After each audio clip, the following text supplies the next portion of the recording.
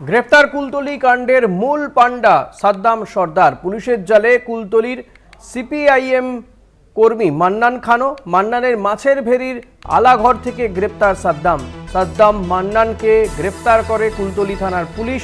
সাদ্দামের বিরুদ্ধে একাধিক অভিযোগ। গত সোমবার সাদ্দামের বাড়িতে অভিযান পুলিশের ওপরে হামলার অভিযোগ। সাদ্দামের বিরুদ্ধে পুলিশের ওপরে হামলার ঘটনায় অভিযুক্ত সাদ্দামের ভাই সাইরুলও পুলিশের চোখে ধুলো দিয়ে পালিয়ে যায়। দুই ভাই সাদ্দামের ঘরের নিচে সুড়ঙ্গের সন্ধান পাওয়া গিয়েছে, সুড়ঙ্গ দিয়েই পালিয়ে যায় সাদ্দাম। বুধবার রাতে সাদ্দামকে গ্রেপ্তার করলেও এখনো অধরা সাইরুল।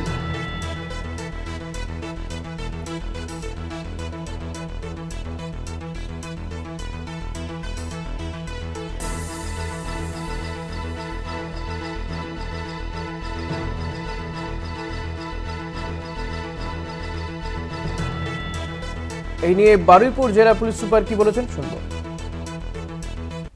আলাদা আলাদা মোডাস অপারেন্ডি আছে। এক হচ্ছে পুরনো নকল সোনা বিক্রি করার একটা এদের চক্রান্ত আছে। পুরনো এটা মুঘল জমানার আর্টিফ্যাক্টস, কিছু কয়েন্স, এইসব বিক্রি করে বিভিন্ন লোককে প্রলোভন দেখিয়ে এরা আসতো, ওখানে ডাকতো, ডেকে ওদের কাছ থেকে কিছু কিছু ক্ষেত্রে হয়তো এই মাল দিত, কিন্তু বেশিরভাগ যেটা দেখা যাচ্ছে এরা কিন্তু টাকা নিয়ে কিছু এদেরকে দিত না। আমরা ফাইনালি কালকে একটা খবর পেয়ে পরশুদিন 16 তারিখে আফতাবুল সর্দার বলে একজন আছে, ওকে আমরা অ্যারেস্ট করি। আর গতকাল গভীর রাত 1টার সময় আমরা রেড আমরা করি চুপড়ি ঝাড়াতে। ওখানে একটা আলাঘর পাওয়া যায়।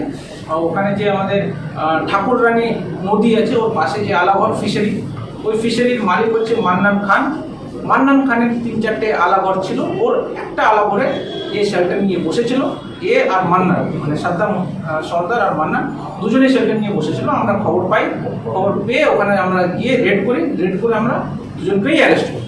এই দুজনেরই ক্রিমিনাল ইনসিডেন্টস আছে। আর ফাইনালি আমরা যেটা করেছি, এদিকে এখন টোটাল এই কেসে 5 জন আমরা অ্যারেস্ট করেছি। আজকে খবর করে আলটিমেটলি আমরা এই মেইন যে মাথা সাদ্দাম সর্দার, একে আমরা এখনো অ্যারেস্ট করতে পারলাম। আর এখন যেটা শৈল যে আছে এখনো পলাতক আছে, আমরা চেষ্টা করছি যেন শীঘ্র হোক। সিপিআইএম কর্মী মান্নান খানের মাছের ভেরি আলাঘর থেকে গ্রেপ্তার করা হয়েছে সাদ্দামকে। সেখান থেকেই প্রতিবেদন তুলে ধরেছেন আমাদের প্রতিনিধি প্রিয় গোপাল মুখার্জি। দেখবো সেই প্রতিবেদন।